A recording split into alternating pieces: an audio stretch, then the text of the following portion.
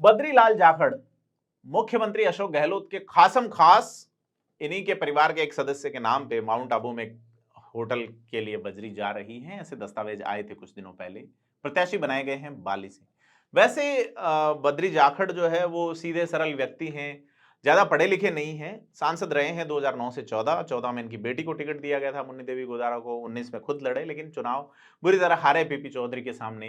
इन्होंने टिकट मांगा था ओसियां से। इंटरव्यू दिया है बद्रीराम जाखड़ ने और बद्रीराम जाखड़ का कहना है कि उन्होंने टिकट ओसियां से मांगा था। बात करेंगे दिव्या मदेरणा और बद्रीराम जाखड़ के बीच की अदावत की। बद्रीराम जाखड़ को बाली से टिकट क्यों दिया गया है, जबकि उनका जातीय बेस वहां नहीं है, उन्होंने कोई टिकट वहां डिमांड भी अगर नहीं की थी। ओसियां में मदेरणा परिवार का वर्चस्व तोड़ने के लिए बद्रीराम जाखड़ जो है वो एक मुफीद कैंडिडेट थे अशोक गहलोत खेमे की ओर से। चूंकि स्वर्गीय परशुराम मदेरणा जो है वो अशोक गहलोत को अधिक पसंद नहीं करते थे और उनका एक अलग छवि, अलग स्वैग, पुराने कांग्रेसी थे, विचारधारा और टोपी भी गांधी टोपी पहनते थे दिव्या मदेरणा के दादा। उनका यह माना जा रहा है कि 98 में सीएम बनना तय था, लेकिन आलाकमान ने अशोक गहलोत पर तरजीह दी और गहलोत सीएम बनाए गए। लेकिन मदेरणा जो राजस्थान की विधानसभा के विधानसभा अध्यक्ष बनाए गए। इसके बाद में मदेरणा के बेटे महिपाल मदेरणा चुनाव लड़ते रहे, कोऑपरेटिव्स में कई पदों पे रहे।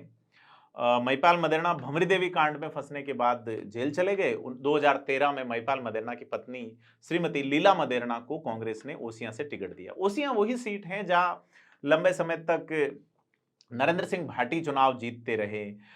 2008 में चुनाव जो है वो ओसियां से नए परिसीमन के बाद महिपाल मदेरणा जीते। उनके सामने थे शंभू सिंह खेतासर निर्दलीय। 3300 वोट का अंतर रहा था। शंभू सिंह खेतासर एक बार फिर से ओसियां मांग रहे हैं। तो यह जो सीट है यहाँ पे राजपूत वोट भी है, जाट वोट भी है, बिश्नोई भी है, माली भी है। तो इस सीट पर चूंकि 2013 में लीला मदेरणा चुनाव हार गई तो 18 में फिर दिव्या मदेरणा को टिकट दिया गया। सुश्री दिव्या मदेरणा पिछले 5 साल में विधानसभा में गजब का सक्रिय रही हैं और फील्ड में भी। ऐसे में उनकी पकड़, लेकिन फील्ड में बद्री जाखड़ और दिव्या मदेरणा के बीच में 36 का आंकड़ा हमेशा नजर आया। हमले करने जैसी बातें भी आई हैं, आपस में कई बार पंगे हुए हैं। इन पंगों को विधानसभा में भी दिव्या मदेरणा ने उठाया है और दिव्या मदेरणा पे हमले की बात राजनीतिक स्तर पर कई मंचों पे उठी है कि किस तरह से एक महिला पे हमलावर रहे हैं नेता। अब चूंकि बद्रीराम जाखड़ यहां से टिकट मांग रहे थे, बद्रीराम जाखड़ को टिकट नहीं देके बाली भेजा गया। इसके मायने ये है कि कांग्रेस जो है वो बद्रीराम जाखड़ को अगर टिकट नहीं देती तो वो निश्चित तौर पे खुद खड़े रह के ओसियां में नुकसान करते। तो दोनों सीटें जाए उससे अच्छा है कि एक सीट जाए, है ना। ये एक राजनीतिक हलकों में चर्चा का विषय है कि बाली बद्रीराम जाखड़ को इसलिए भेजा गया है कि वो वहां इस सीट को निकालने का प्रयास करें। उन्होंने अपने इंटरव्यू में भी कहा है कि 2013 में ही सीट निकल जाती है। सीट 2013 में जब उसका मायना ये समझ में नहीं आया कि 2013 में बद्रीराम ने चूंकि वो पाली के सांसद थे उस वक्त, क्या ओसियां से टिकट मांगा था या बाली में वो रतन जड़वा के जीतने की बात कर रहे हैं। तो ये एक बड़ी बड़ी जो स्थिति है वो क्लियर है कि दो राजनीतिक प्रतिद्वंदी, हालांकि बद्रीराम जाखड़ ने यह भी कहा कि दिव्या मदेरणा अब मजबूत हुई हैं, वो जीत सकती हैं। पहले उनका यह कहना था वो किसी कीमत पे नहीं जीत सकती।